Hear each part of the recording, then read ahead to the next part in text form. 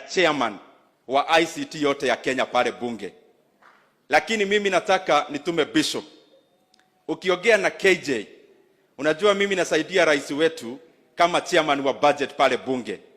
Uambie KJ aache President of Kenya, His Excellency Dr. William Ruto, our Bishop Dr. Ken Kamau na Wakristo wenzangu. Bwana Yesu asifiwe. God is good and all the time. Rais wetu, saa zingine tukiwa na wewe tunakuwa wachache kwa maneno, kwa sababu sisi tunakuja tu to prepare the way. But I want to say that today I am a very blessed person. For me to have come to this church today, mimi naona ni kama hata kuleta rais ni Mungu alifanya hiyo jia nishiriki na nyinyi siku ya leo. And I want to laud the quality of praise and worship that I have seen in this church. To be honest, leo nimekumbuka nikiwa CU High School na University, wakati tulikuwa tunaomba zaidi, kwa sababu the kind of quality and worship tumeshiriki nayo, it is touching the core of the heart. So to our teams who have led us, asanteni sana. You already did a lot of preaching before even the bishop came to conclude. Na mimi ningetaka niwatakie kila laheri hii kanisa. Nikikaa hapa chini sijaona hii kanisa hii ambayo tuko hapa siku ya leo peke yake. I have also seen expansion of this revival church. And not just in terms of preaching. Mimi nimeona hata hii kanisa, nimeona pale kuna Look Up TV. I have seen even more. Bishop, I am sure you have capacity kulingana na ile favor Mungu amekupea of even establishing education institutions. As you are preaching here, mimi nikikuangalia nimeona mtu kama Bishop Oyedepo akipreach hapa. Ile maneno Mungu amemjalia akafanya pale Nigeria, nimeona pia wewe Mungu amekupea kibali ya kupeleka hii kanisa na ministry mbele. Ningetaka nitoe shukrani zangu za roho kwa wanadagoreti wote kwa kuchagua rais wetu. Tulikuja hapa siku mingi tukiomba kura. Na unajua vile tumepokea sermon ya siku ya leo. Adui walikuwa wengi na adui walikuwa na nguvu mingi. Lakini sisi kuwa hapa siku ya leo tukileta rais wetu akiwa rais, mimi naona ya kwamba ile sermon tumepata siku ya leo, we have a walking testimony in the name of our president. Na pia nawashukuru sana wanadagoreti. Unajua pale bunge tukienda, kwa sababu bunge ni kubwa sana, pia tuko na mirengo yetu na tuko na watu ambao roho zinaigiana. Na mimi kama niko na rafiki pale bunge ni huyu mheshimiwa KJ. Mimi nataka niwashukuru sana kwa kuchagua KJ, lakini mimi pia natoa onyo kidogo. Huyu KJ ni mwanakamati na chairman wa ICT yote ya Kenya pale bunge. Lakini mimi nataka nitume bishop. Ukiongea na KJ, unajua mimi nasaidia rais wetu kama chairman wa budget pale bunge.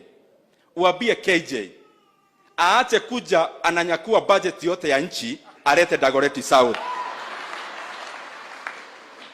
KJ iko other 289 constituencies. Tafadhali wacha kuchukua yote unaleta hapa. Kwa sababu anakujanga juu yeye ni rafiki. Tukiongea anataja barabara. Tukiongea ananiambia rais hata hii amepitisha. I want to tell you, you have a very hardworking MP ambaye anawatetea na anawaletea maendeleo.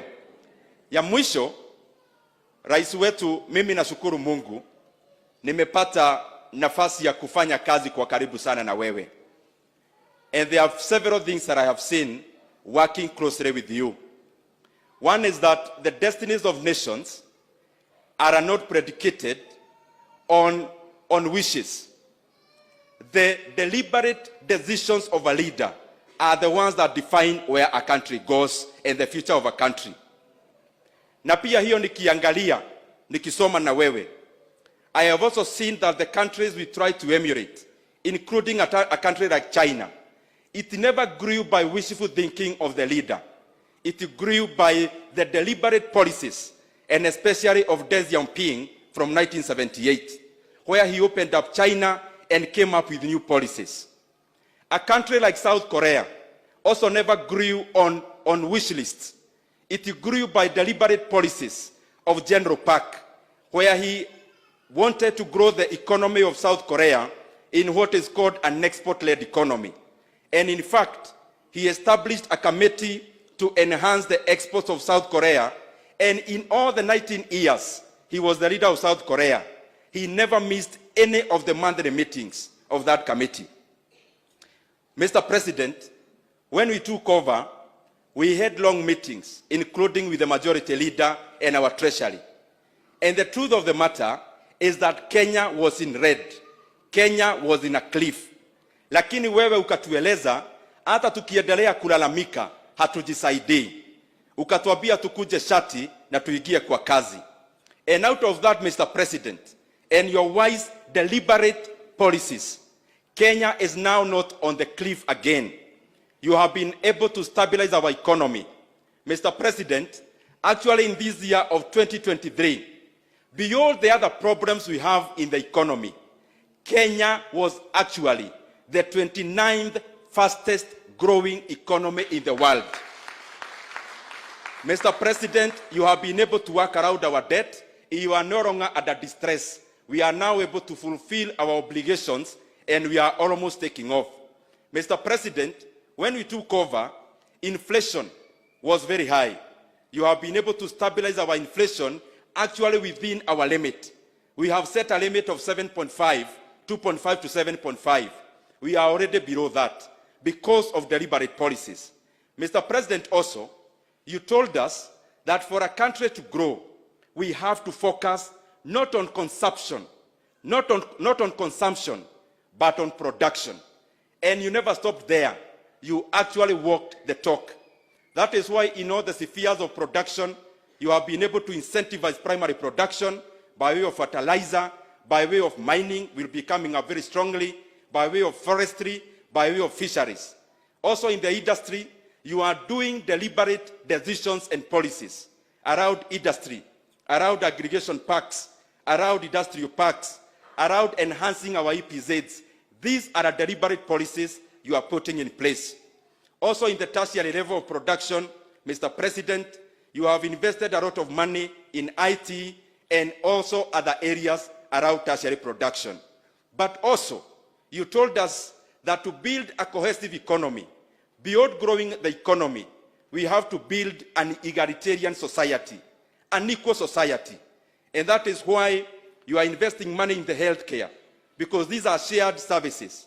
You are also investing a lot of money in education, so that even as we grow the economy, we continue to bring all the hearts and all the brains of the Kenyan youth into building our country.